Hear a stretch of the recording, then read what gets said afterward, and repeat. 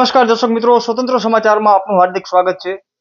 અંજાર મધ્યે શ્રી રમણીક રાજા charitable trust દ્વારા એક 27/6/2024 એક અદ્ભુત કહી શકાય કે માનવ સેવાના અર્થે અત્યારે શ્રી મહાવીર ભોજનાલય અને મહાવીર સારવાર કેન્દ્રનું અત્યારે શરૂઆત થવા જઈ રહી છે।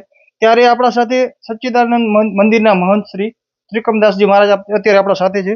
બાપુ, ખાસ કરી અને અંજારમાં આવી શુભ શરૂઆત થઈ જઈ રહી છે, આ પ્રસંગે તમે શું કહેશો? એક તો પ્રથમ તો ખૂબ ખૂબ આશીર્વાદ, ખૂબ ખૂબ ધન્યવાદ।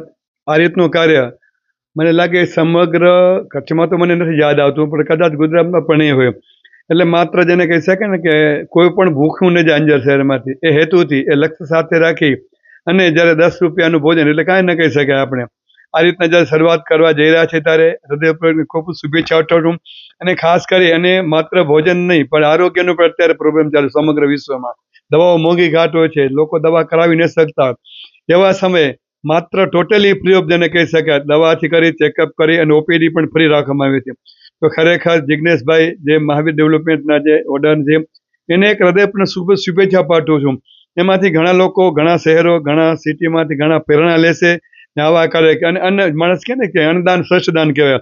ત્યારે તો ભોજન આપો એટલે કોઈ પણ વ્યક્તિ અંજારમાં આવ્યા પછી એ ભૂખ્યો નહીં રહે, એ મને ખાતરી છે।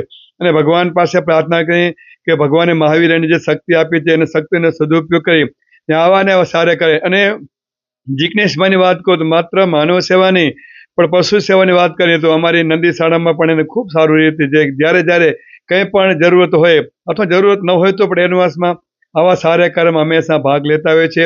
તો આપણા ઈષ્ટદેવ પાસે, ભગવાન મહાવીર પાસે અને એવી પ્રાર્થના કરીએ કે એને ઈશ્વર ખૂબ શક્તિ આપે, ખૂબ દીર્ઘાયુ બક્ષે અને આવા ને આવા સારા કાર્ય ભગવાન એની પાસે કરાવત રહે। જે અભ્યર્થના મારા વતીથી ખૂબ આશીર્વાદ। રાધે રાધે, જય શ્રી સચ્ચિદાનંદ, જય મહાવીર, જય ગૌ માતા, જય ગોપાલ।